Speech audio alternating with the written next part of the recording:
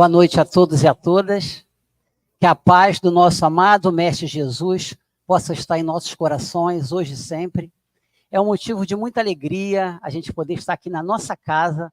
É assim que eu chamo essa casa espírita Suave Caminho. É a nossa casa. Estar aqui é motivo de muita alegria. E, além dessa alegria, hoje tem um outro sentimento no meu coração, o desafio desse tema. Eu escolhi para a gente desenvolver hoje a terapia do perdão. Falar do perdão, imediatamente a gente se lembra de quem? Do nosso amado Mestre Jesus. Então, é um desafio, porque nos evangelhos nós vamos encontrar 57 citações entre perdão e perdoar. São as vezes que aparecem essas duas palavras. E Jesus, mais do que nos demonstrar, nos ensinar durante tantos momentos do seu evangelho, ele, acima de tudo, ele exemplificou. Então, qual é o nosso objetivo para essa noite de hoje?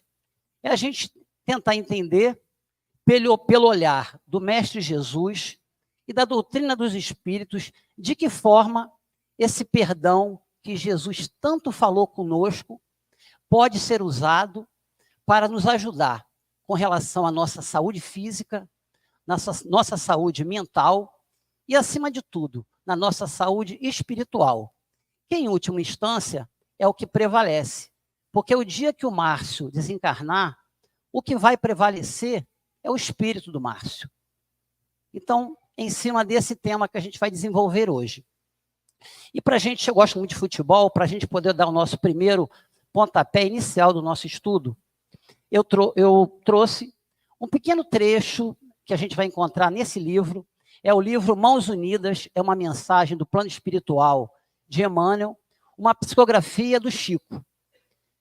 No item 37, intitulado A Estranha Crise, Emmanuel vai fazer alguns comentários bastante interessantes que vai nos ajudar a conseguir despertar em relação a essa questão do remédio, da terapia chamado perdão.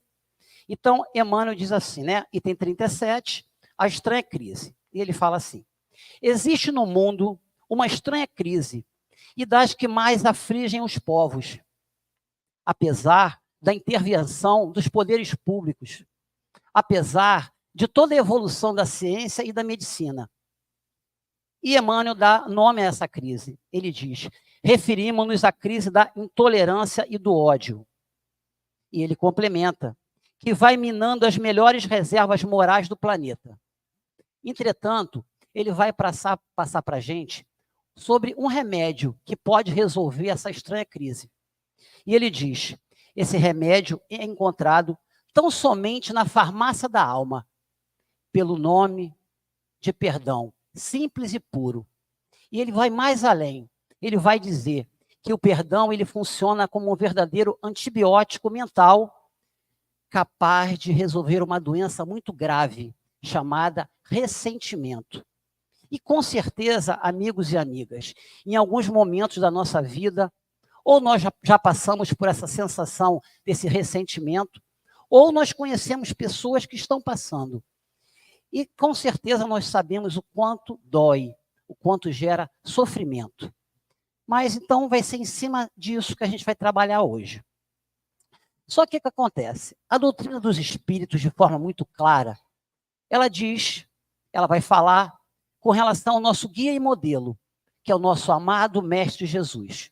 E em cima disso, uma pergunta a gente precisa se fazer. A pergunta é: o que seria o perdão? Então, como Jesus é a nossa referência, nosso guia e modelo, eu fui pesquisar o significado da palavra perdão lá nos originais, lá no grego. O que significaria perdão segundo o olhar do Mestre Jesus? E a gente encontra uma informação bem importante para a gente. Então, o significado de perdão, que vem lá do Evangelho, lá dos originais, significa afieme, que vem do grego. E afieme quer dizer deixar ir, libertar. Então vamos entender. Qual é o entendimento de Jesus com relação ao perdão? Quando eu perdoo, eu me liberto. Quando eu perdoo, eu deixo ir embora o quê? A mágoa, o ressentimento, o sofrimento. É esse o entendimento de Jesus. E muitas das vezes, né, a gente sempre fala que uma foto, às vezes, diz mais do que muitas palavras, do que muita coisa escrita. E essa foto, eu acho que caracteriza bem o sentimento de perdão, o olhar que Jesus tem em relação ao perdão. Enquanto nós estamos naquele processo de amargura, de sofrimento, de ressentimento, de mágoa, nós estamos assim, acorrentados, não ao outro, acorrentados ao sofrimento. A partir do momento que a gente vira a chave, que a gente coloca em prática o que Jesus nos orientou, a sensação é essa. A gente consegue transformar uma corrente em liberdade. Então é isso que Jesus está falando para cada um de nós. É o convite que Jesus está fazendo a cada um de nós. E esse ato de perdoar ou pedir perdão, como nós vamos ver, é um presente que nós damos para nós mesmos e não para o outro. Só que, para que a gente consiga colocar em prática isso que Jesus, de forma tão clara, trouxe para cada um de nós, é importante que a gente quebre alguns paradigmas, que a gente vença alguns mitos que existem. O principal deles é esse. Eu pergunto a vocês, será que perdoar é o mesmo que esquecer? Será que eu só consigo perdoar uma ofensa a partir do momento que eu esqueço? Então, quem vai nos ajudar em relação a isso é um companheiro do movimento espírita, muitos já devem ter ouvido falar, no nosso companheiro Sérgio Lopes. Sérgio Lopes, ele é analista, ele é palestrante, escritor, ele atua de forma muito forte lá no movimento espírita, lá do Rio Grande do Sul. E ele escreveu esse livro, que eu acho, assim, uma maravilha, um livro, olha, chego a arrepiar quando eu lembro desse livro. Por quê? O título dele, O Código do Monte, As Virtudes do Sermão da Montanha. Então, o que Sérgio Lopes faz? Ele faz uma análise psicológica das bem-aventuranças de Jesus. E quando ele vai falar dos bem-aventurados, os misericordiosos, ele vai fazer essa mesma pergunta no livro dele. Deixa eu colocar aqui na página.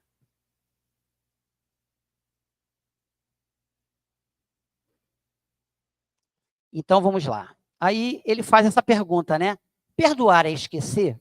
Aí ele mesmo responde. O que é perdoar, então? Já que não é. Perdoar não é esquecer. Aí ele diz, perdoar é, antes de tudo, superar o ressentimento.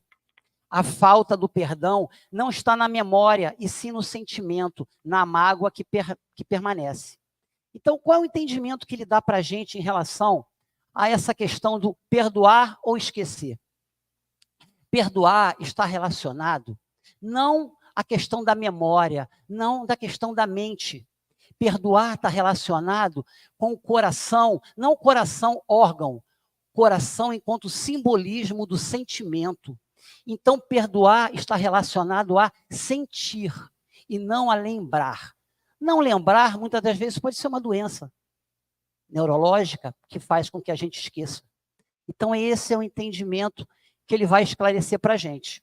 Só que não existe apenas esse paradigma. Existem mais alguns que a gente precisa superar para que a gente possa colocar em prática o AFM, que foi dito por Jesus.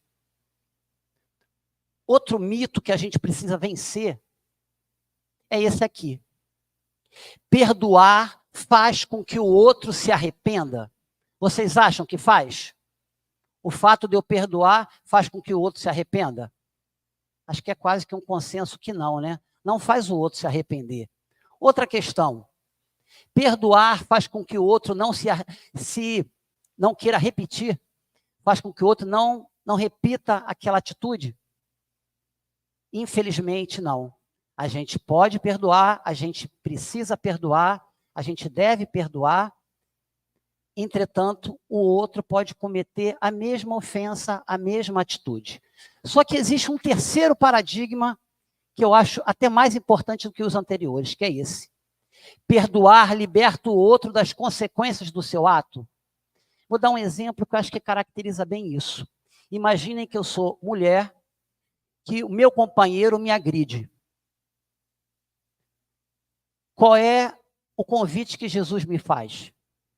Que eu precise buscar o perdão para esse meu agressor, que é o meu companheiro. Entretanto, perdoar não impede o meu dever de procurar a delegacia e registrar queixa em relação à Lei Maria da Penha contra o meu agressor. Perdoar não é passar a mão na cabeça do outro. A doutrina espírita, de forma muito clara, ela vai nos dizer várias coisas perfeitas. Uma delas que eu acho é esse grande presente que Deus deu a cada um de nós, o presente chamado livre-arbítrio. Todos nós temos essa oportunidade de tomarmos as nossas decisões. Entretanto, toda decisão, toda ação que nós tomarmos corresponde ao quê? A uma reação, a uma consequência. Então, perdoar não liberta o outro das atitudes certas, maravilha, ou inadequadas, e todos terão que passar em relação à consequência dessas atitudes inadequadas. Aí vocês podem perguntar assim para o Márcio: Márcio, eu não estou entendendo. Perdoar não faz com que o outro se arrependa. Perdoar não faz o outro não repetir a ofensa. Perdoar, muito menos, liberta o outro das consequências. Então a pergunta é: por que perdoar? Em função do que o Mestre Jesus nos disse. Perdoar nos liberta. A atitude de perdoar não está relacionada com o outro, está relacionada com o Márcio. Quando eu peço perdão, eu estou me libertando. Quando eu concedo perdão, eu estou me libertando. O sentimento que eu tenho toda vez que eu passo por um tipo de situação como essa, assim, de ofensa, algo que me tirou da minha zona de conforto, a sensação que eu tenho é que eu estou com uma bola de ferro no meu pé. Aqueles filmes que a gente via antigamente, que aparecia pessoas com bola de ferro. Manter esse ressentimento, manter essa raiva, buscar a vingança, é manter a bola de ferro no nosso pé. Mas a partir do momento que a gente consegue nos libertar através do perdão, a gente consegue essa ruptura. A gente consegue nos libertar desse peso terrível chamado ressentimento.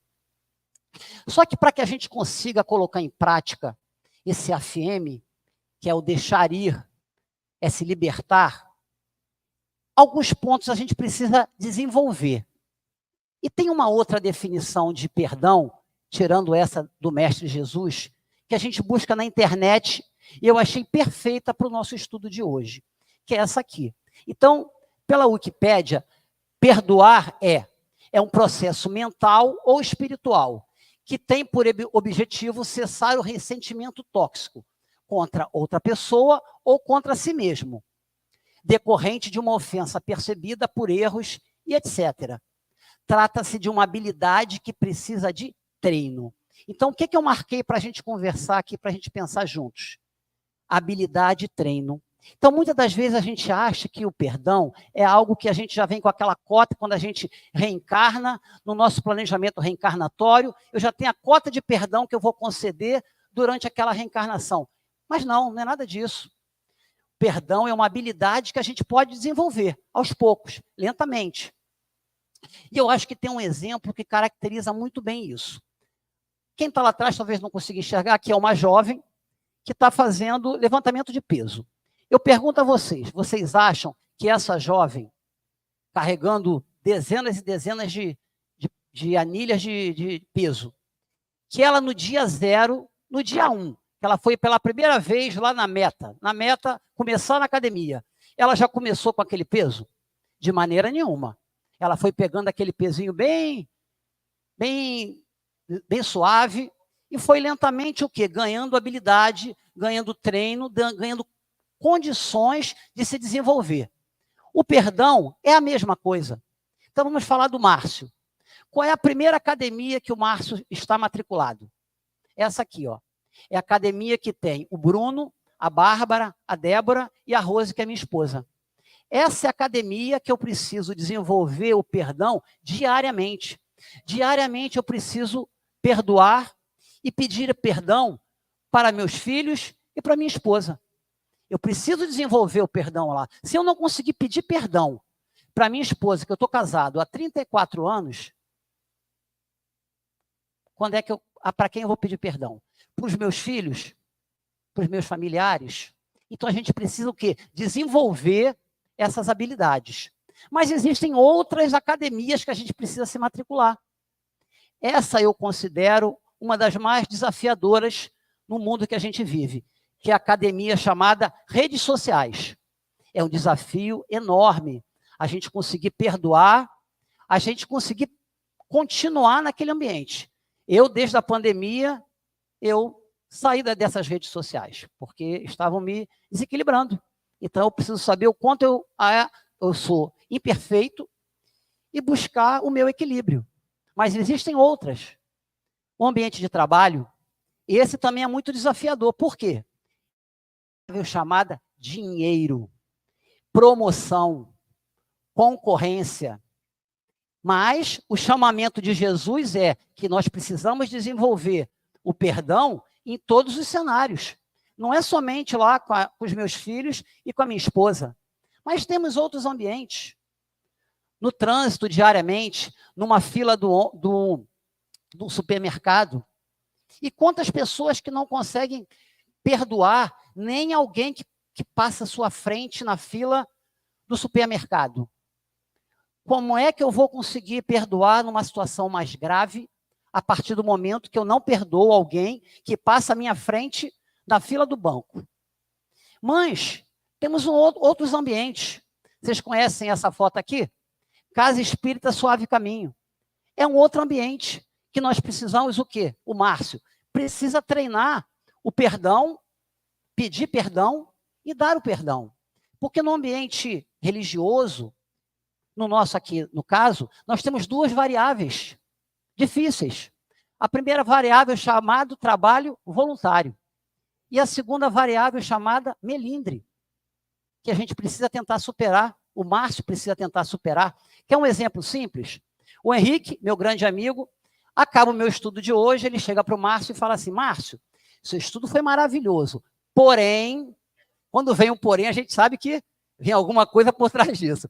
Porém, isso que você falou, talvez não tenha sido adequado. Eu tenho dois caminhos em relação ao Henrique. Eu posso agradecer e pedir até o perdão. Olha, você me desculpa, realmente o que você falou, você está coberto de razão. Da próxima vez que eu fizer um estudo aqui na SESC, eu vou evitar de fazer esse tipo de abordagem, porque você tem toda a razão. Essa é uma forma de agir. Mas eu posso agir de outra forma. Ah, legal, Henrique, beleza. Eu chego em casa, Rose, eu nunca mais faço estudo na SESC. Mas se eu fizer isso, está ótimo. Porque normalmente, sabe o que o Márcio vai fazer? O Márcio vai fazer o seguinte: Rose, vamos sair da SESC e vamos para outra casa espírita. A Rose diz uma frase que eu acho muito legal, diz assim: levou para o coração. Então, o que o Henrique me falou, eu levei para o coração. E a pergunta que a gente precisa sempre se fazer: quando eu saio da casa espírita e vou para outra, quem perdeu? A casa espírita? Não. Sabe por quê? Porque naquele dia que o Márcio não viria, vai vir outro que vai fazer uma palestra igual e com certeza melhor do que a do que o Márcio faria. E nessa história, quem é que perdeu? O Márcio. O único que perdeu foi o Márcio, que perdeu a oportunidade de quê? De pedir o perdão e seguir em frente. E como disse Jesus, afieme, me libertei daquele problema. E aí a gente vai finalizando essa primeira etapa do nosso estudo. Mas nós seres humanos, espíritos encarnados, nós sempre buscamos o quê? Benefícios. Isso é inerente a nós. E qual o conceito que se tinha em relação a benefícios do perdão até aproximadamente a metade do século XX? O entendimento que se tinha era mais ligado às religiões. Ou seja, vamos falar da nossa realidade enquanto espíritas. Se eu sou uma pessoa que eu não guardo rancor, que se alguém faz alguma coisa comigo, eu procuro entender da melhor forma possível. Se eu erro, eu peço perdão, eu vou buscar não errar novamente. E se eu errar novamente, eu vou pedir desculpa novamente. Ou seja, eu procuro sempre ter um olhar positivo. Se eu ajo dessa forma, enquanto encarnado, o dia que eu desencarnar, eu vou ter as consequências positivas em relação à minha atitude. Por quê? Eu adquiri menos débitos. Eu não busquei me vingar. Então, eu desencarnei e, com certeza, vou ter muita coisa para resgatar. Mas, em relação a essa questão, eu consegui resolver bem. Maravilha. Ótimo para o espírito do Márcio. Mas, em compensação, eu sou daquela pessoa que, como dizia antigamente uma novela da Globo, que falava assim, bateu, levou. Eu sou aquela pessoa que digo assim, eu não levo o desaforo para casa. Se fizer comigo uma vez, olha, não vai fazer a segunda, porque eu não vou dar oportunidade. Se fizer comigo, eu vou me vingar. Se eu sou uma pessoa que eu tenho esse comportamento, o que vai acontecer quando eu desencarnar? Eu vou precisar resgatar todos esses débitos que o Márcio contraiu, e pela justiça divina, porque Deus é soberanamente justo e bom, eu vou ter que resgatar aquilo. Justo, perfeito. Então, o entendimento que se tinha enquanto nós espíritas era isso. Isso é verdade, Márcio? É perfeito. Quem quiser se aprofundar, basta pegar o Evangelho segundo o Espiritismo no capítulo 5. Bem-aventurados os aflitos. Tudo que eu falei vai estar lá de forma muito mais aprofundada. Então, eu sugiro essa leitura. Evangelho segundo o Espiritismo, capítulo 5, bem-aventurados os aflitos. Só que, com a evolução da ciência, com a evolução da medicina, a ciência constatou que os benefícios ligados a quê? Ao perdão. Então, nós vamos falar sobre alguns deles.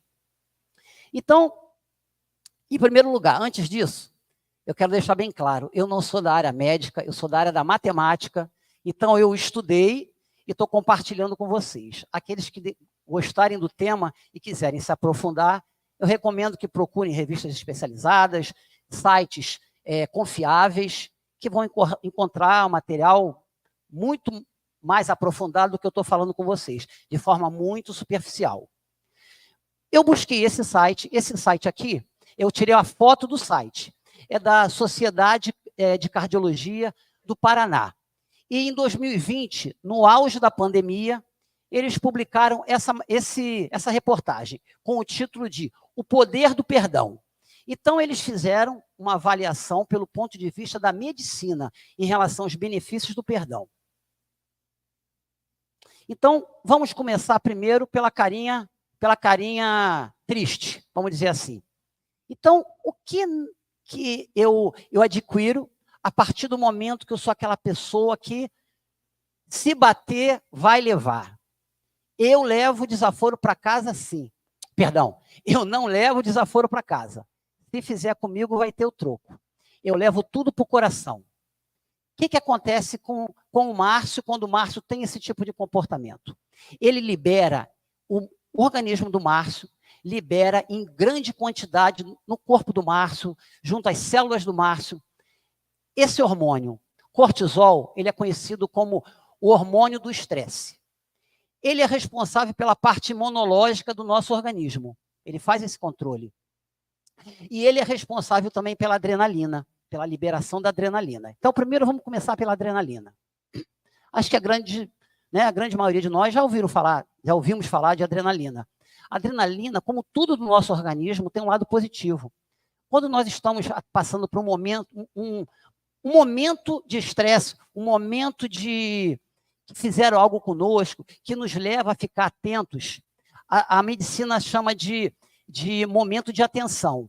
Com isso, o que acontece com a adrenalina? A adrenalina é lançada no organismo, com isso a minha pupila dilata, meu coração ele acelera, a minha pressão arterial aumenta. Se eu tenho isso de forma pontual, eu estou na situação de alerta, por um momento apenas, ótimo. Isso acontece, já aconteceu comigo várias vezes, eu estou dirigindo, imagina, você cochila no volante. Quando você volta esperto, você não dorme mais naquela viagem. Por quê? Porque você entrou no estado de atenção, a adrenalina foi disparada. Só que imaginem o Márcio, enquanto essa pessoa que leva tudo para o coração, Quando ele está nesse cenário, ele está bombardeando a adrenalina no organismo dele permanentemente. Então, o que vai acontecer? Se eu já tenho o meu coração com uma tendência e já está debilitado, eu posso ter um infarto. Se eu já tenho um coágulo formado em alguma parte do meu sistema sanguíneo, esse coágulo pode ser rompido por conta do aumento de pressão. Eu posso ter um AVC. Isso somente por conta da adrenalina. Vamos falar do nosso cortisol, que eu falei, cuida da parte imunológica. Vamos supor que o Márcio, eu já tenho uma predisposição para desenvolver um câncer aos 70 anos de idade. Se eu descarrego em excesso cortisol no meu organismo por conta desse estresse, eu aumento em muito a probabilidade desse câncer não acontecer aos 70, acontecer aos 50, acontecer aos 40. E poderia até acontecer que eu desencarnasse aos 60 e pouco por uma outra doença e eu nem viesse a ter o câncer. Mas por conta do meu pensamento, por conta do meu estresse, eu faço com que isso aconteça. E cada um de nós, com certeza, vamos ter o quê? Um ponto vulnerável. Alguns vão desenvolver uma gastrite, outros uma úlcera. Eu vou dar 2 exemplos da minha família. A minha mãe. Minha mãe tem essa coisa do levar por coração, e ela fica estressada, ela se angustia muito. E todas as vezes que ela passa por esse cenário, ela tem problema de diverticulite, que é a inflamação do intestino, junto, acontece. E os médicos já comprovaram por A mais B de que o problema dela, da diverticulite, é fruto do estresse. E o Márcio? Todas as vezes que eu estou em situação de estresse, eu tenho erupção na pele, eu tenho alergia. Ou seja, cada um de nós vai apresentar enfermidades ligadas à produção de cortisol diferente. Cada um de nós. Mas, da mesma forma que nós temos essas 2 substâncias que o nosso organismo produz, que acabam por responsabilidade nossa, porque elas foram criadas por quem? Por Deus, que criou essa máquina perfeita chamada corpo humano. Mas são as atitudes que o Márcio toma de forma errada que geram essas consequências. Entretanto, quando eu já tenho, olha, eu sou um cara que eu vejo o lado bom da vida. Se alguém faz algo comigo, eu perdoo, eu procuro sempre ver a xícara meio cheia, eu nunca vejo meio vazia. Sempre tenho essa visão em relação à bondade, à benevolência, à indulgência. Eu sempre tenho esse olhar positivo. Se eu sou assim, eu libero essa substância, esse hormônio no meu organismo, que é a chamada dopamina. A dopamina ela é chamada do hormônio da felicidade. Ela tem um efeito totalmente inverso ao cortisol. Enquanto o cortisol, junto com a adrenalina, aumenta a nossa pressão arterial, ela faz com que o nosso coração bata mais acelerado. A dopamina é uma maravilha. Ela simplesmente baixa a pressão arterial, ela faz com que o nosso coração bata de forma mais suave, ela aumenta a chegada de oxigênio nas células do nosso corpo, ou seja, apenas benefícios. E junto com ela, com a dopamina, quando eu tenho esse comportamento otimista em relação ao mundo, surge uma outra substância, que na realidade não é uma substância, é um neurotransmissor, que é a serotonina. O que a serotonina faz? Ela é um neurotransmissor da felicidade. Aquela sensação que quando a gente faz uma doação, quando a gente fica feliz, isso é serotonina.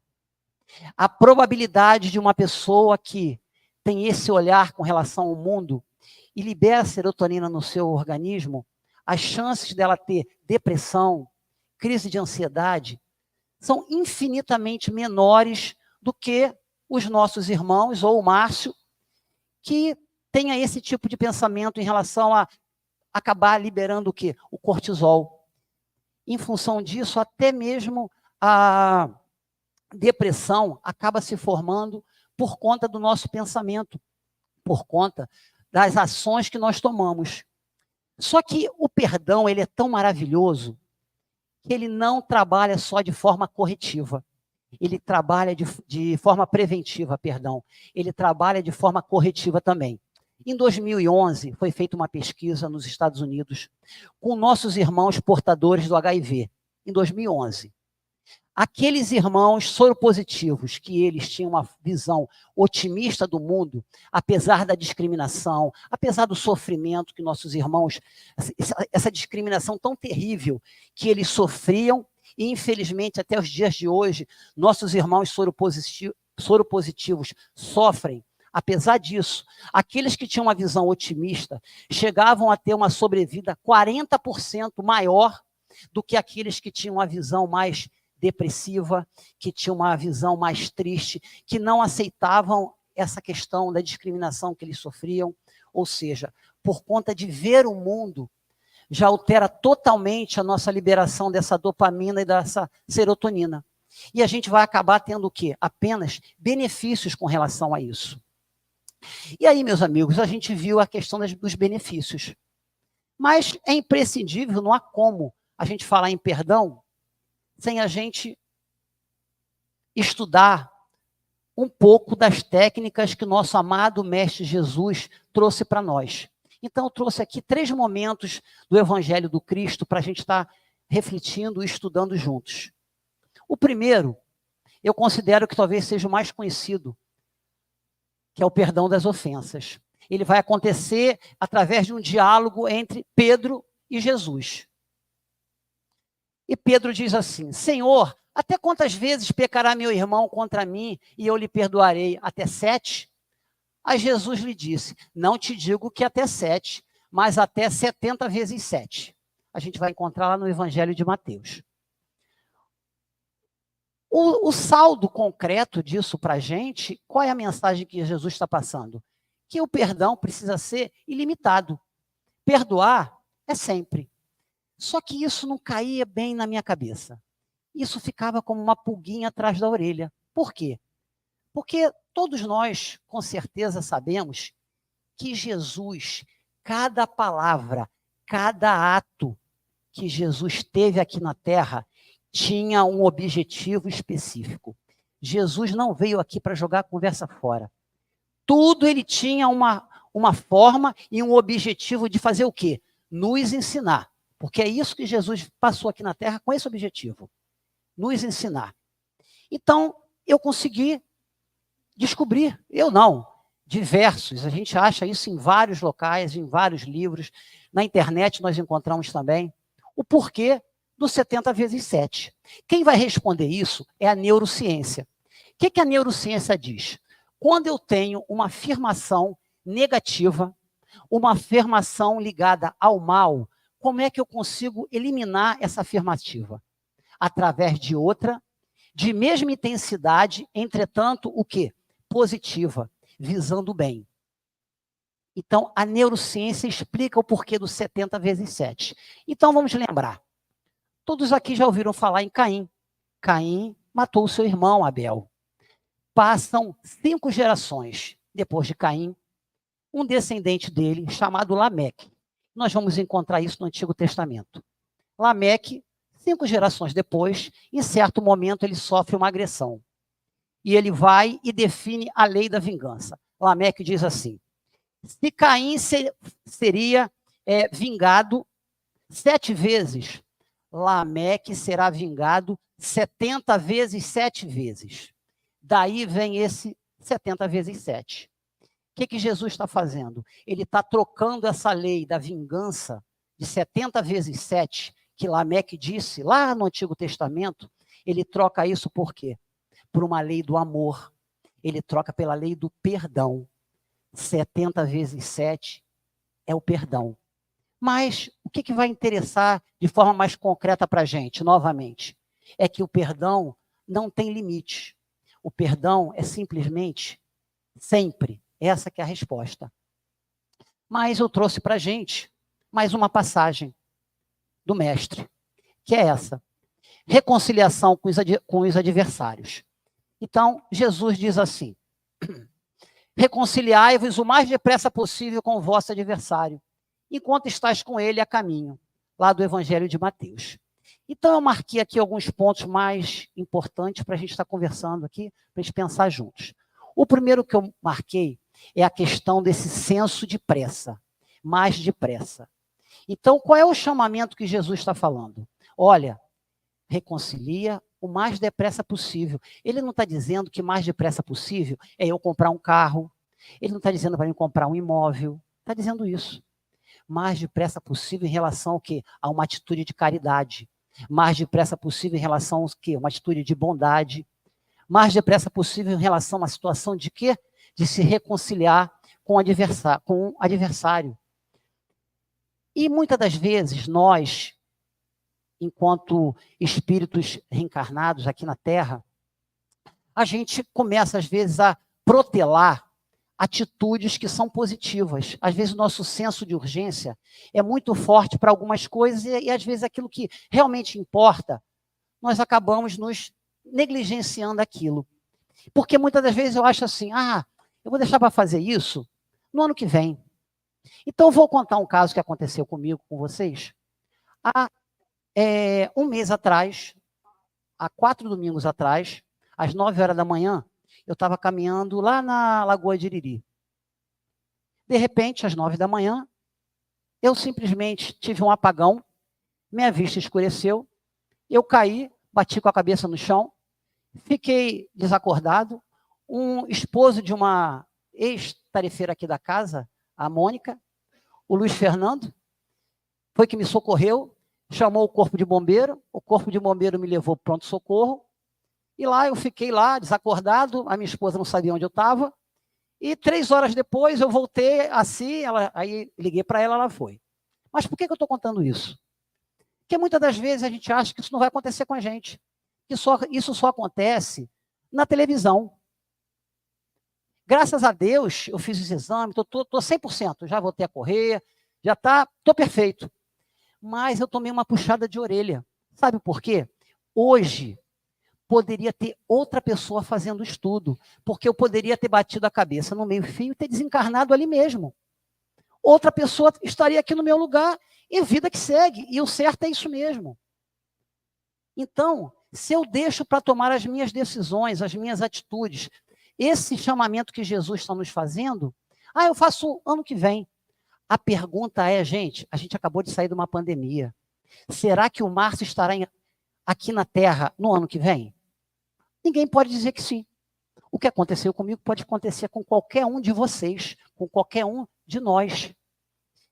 Não estou me vitimando, não.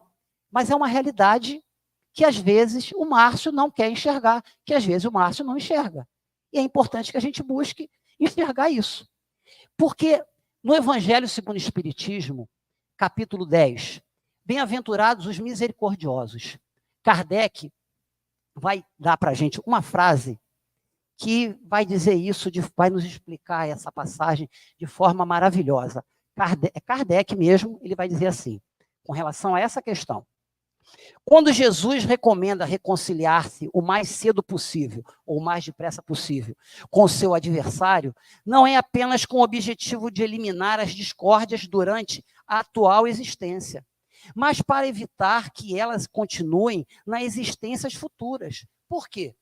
Da mesma forma que eu poderia ter desencarnado, ou qualquer um de vocês, imaginem que aquele irmão que não gosta de mim, que ele tem uma profunda raiva do Márcio, ele desencarna. E eu não consegui me refazer essa amizade que eu tinha por ele. É o que Kardec está dizendo. A gente está postergando para uma outra reencarnação algo que o nosso dever seria tentar ressarcir essa pendência, resolver essa pendência hoje. E a gente está empurrando para frente.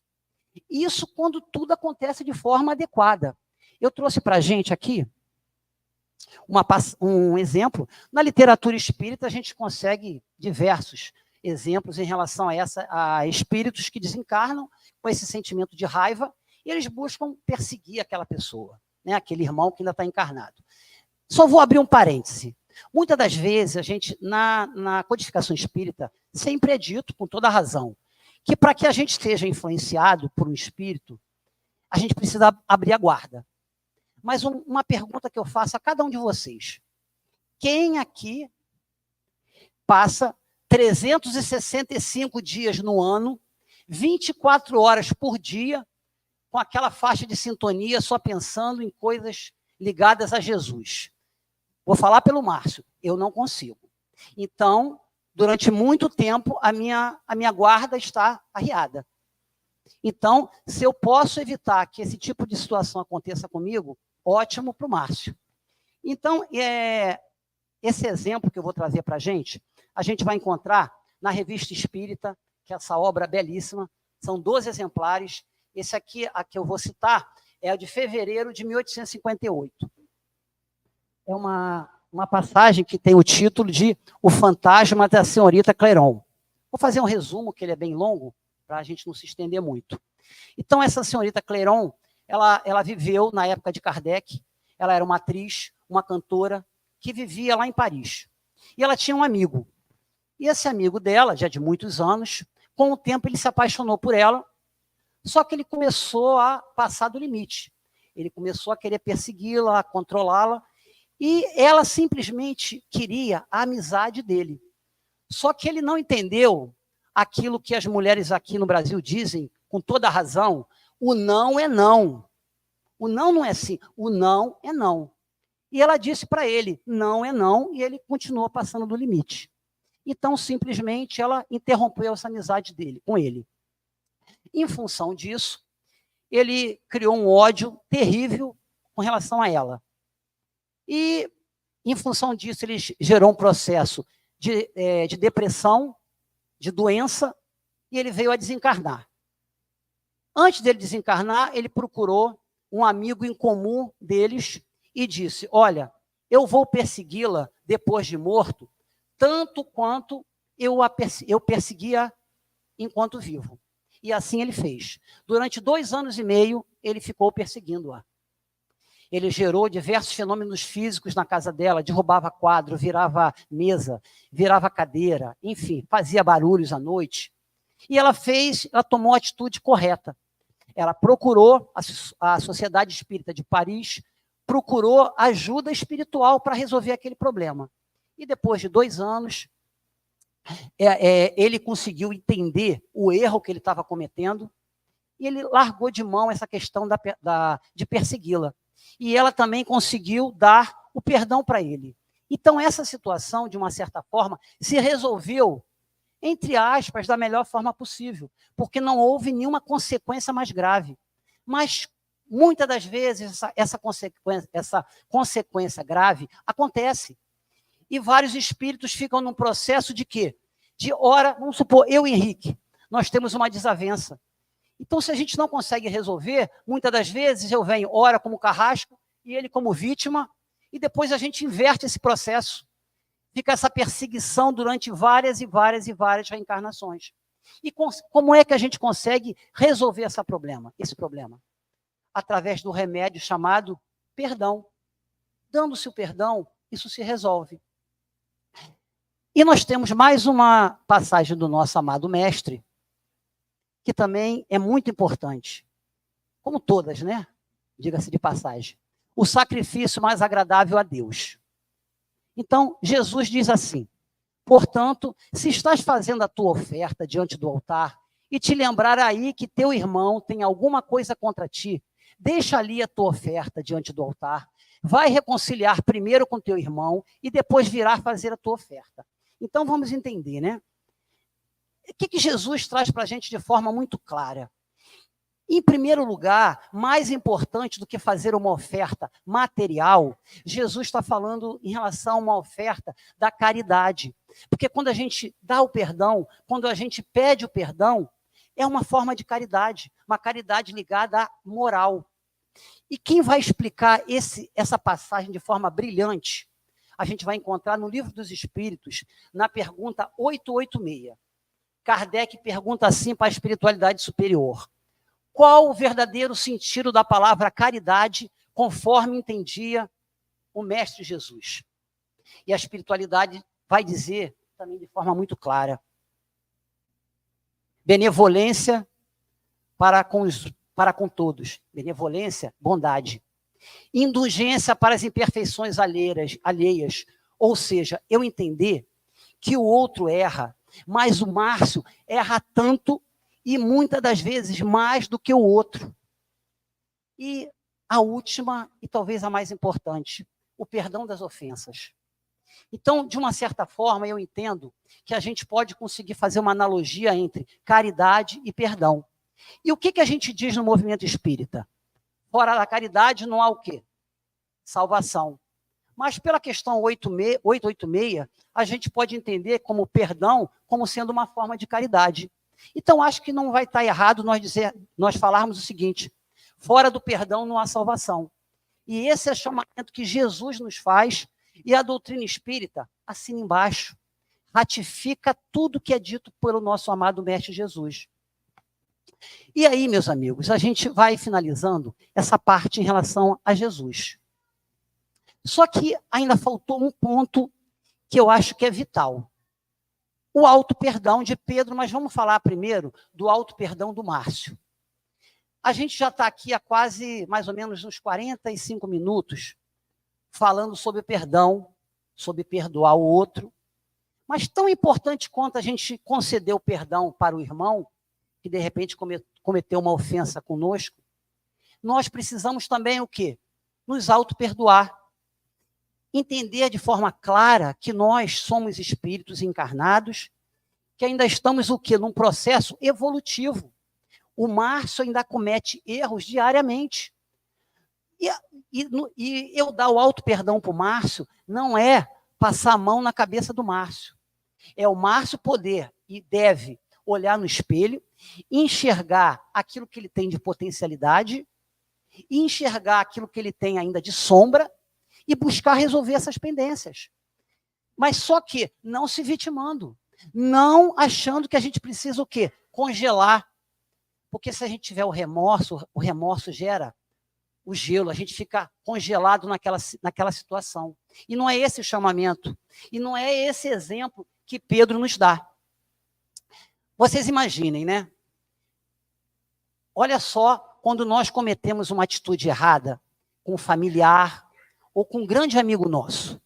Eu já cometi, já dá um remorso terrível quando a gente está errando com o familiar. Imaginem Pedro, imaginem a análise psicológica, como Pedro ficou após a negação que ele fez em relação a Jesus. Então, vamos entender um pouquinho em relação a Pedro. Eu trouxe aqui para a gente 2 momentos. O primeiro, durante o apostolado, para a gente entender um pouquinho o psicológico do Pedro. Então, nós temos esse livro aqui, Instante da Vida, é uma obra, psicografia do Chico, uma mensagem do Humberto de Campos, né, o irmão X.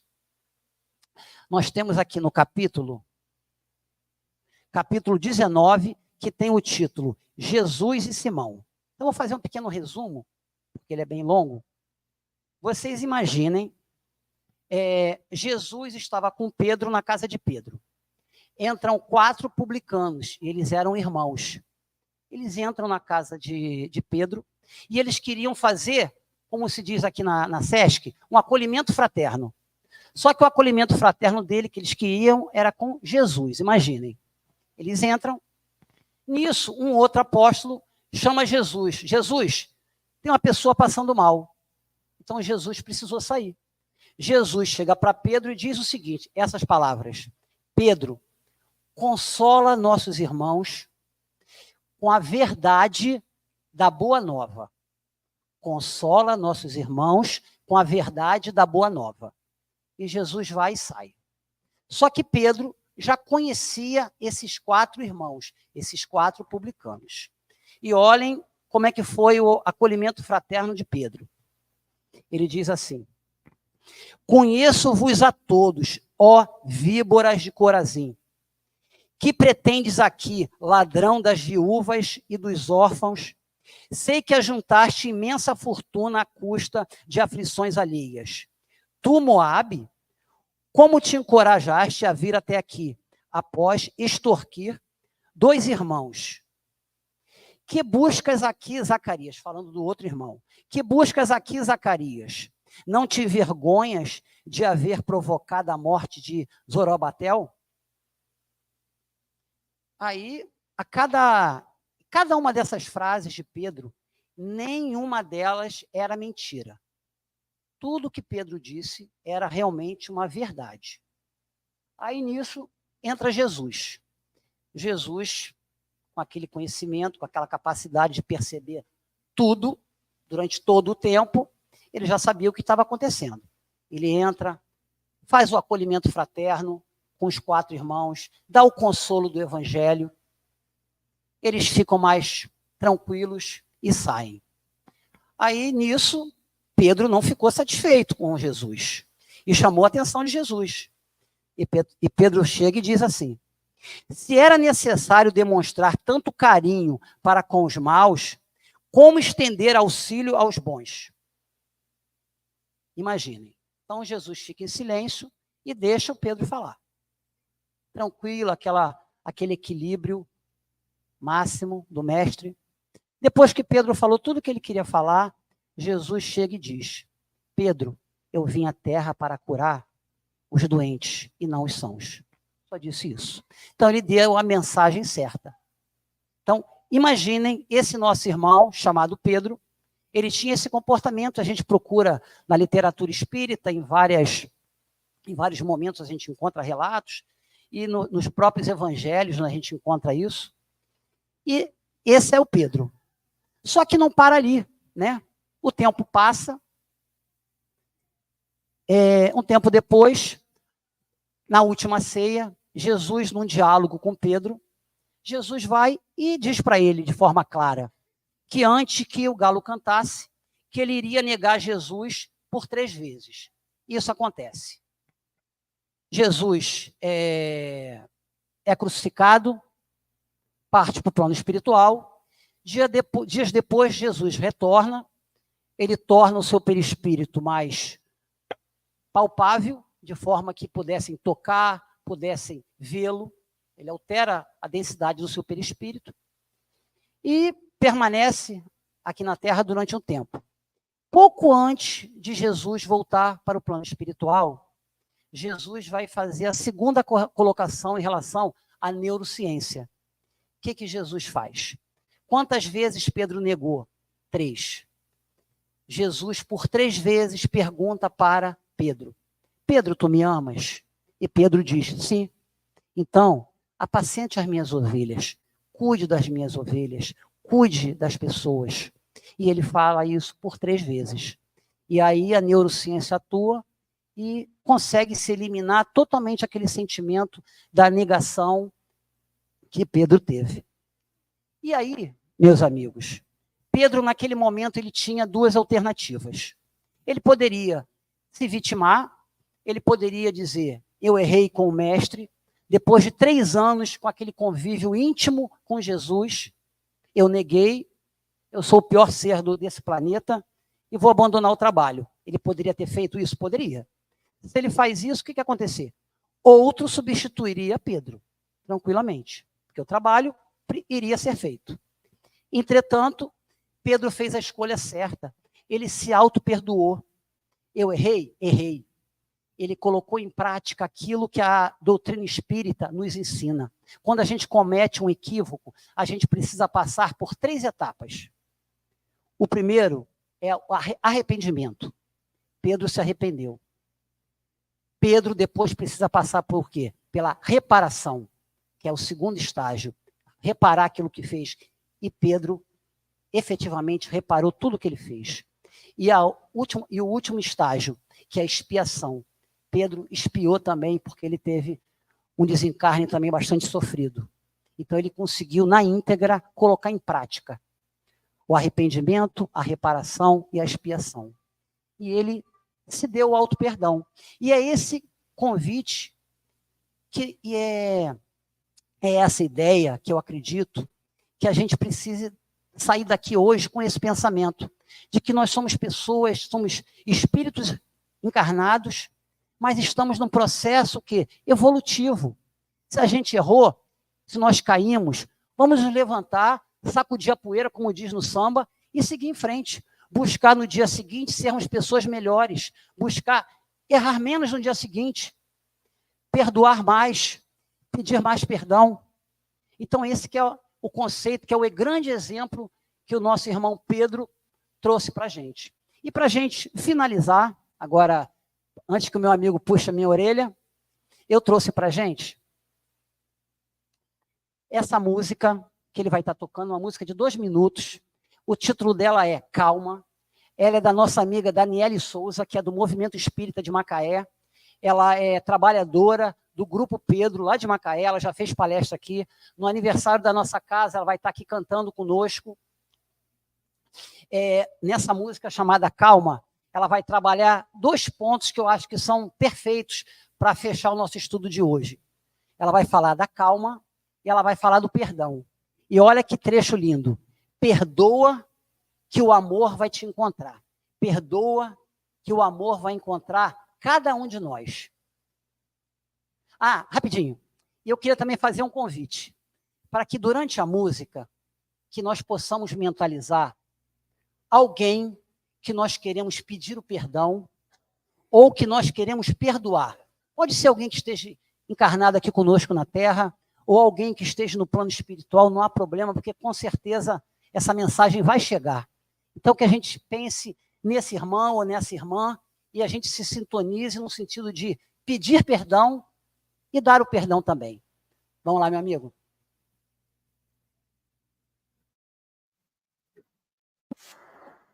Tudo.